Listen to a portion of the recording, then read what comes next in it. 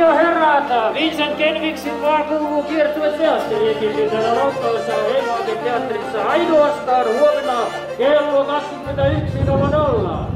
Liput vain 5 minuuttia. Onko tämä kohtuullista?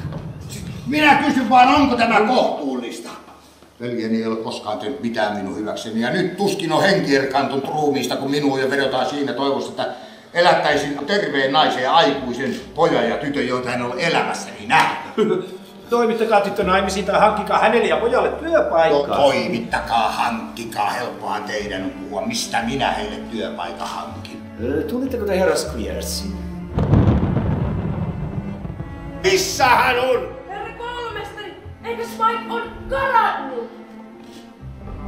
Siinähän sinä olet, kurjus! Missä sinä olet kupeksunut? Missä? Minä Pojasta olen päässyt teroon.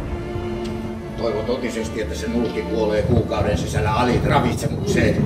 Oi, nyt se taisi löytyä juuri oikeassa nyt. Oi, tästä tulee suloisin muotokuva, mitä olen koskaan maalannut. Rakas Nikolas. Minä näen jo mielessäni, miten sinä kohat tuon maineikkaan koulun toiseksi johtajaksi. Tai ehkä joku nuori aatelismies, joka koulutaan tässä maineikkaassa opinahjossa mieltyy sinulle. Ja kun hän lähtee koulusta, niin hänen isänsä palkkaa sinut hänelle opettajaksi ja seuranaiseksi. Ja kenties kun te palaatte Mannermaalta, niin hän hankkii sinulle jonkun hyvän työpaikan. Ja kuka sitä tietää vaikka niin tämä nuori aatelismies tavatessaan Katein rakastuu häneen ja ottaakin hänet vaimokseen. Eikö totta, Kate? Nuoret naiset ovat setänsä luona.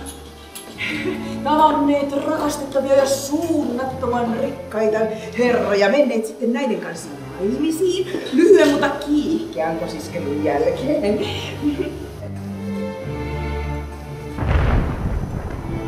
Tyttö on kaunis, hyvä pääoma, joka on saatava kasvamaan korkoon.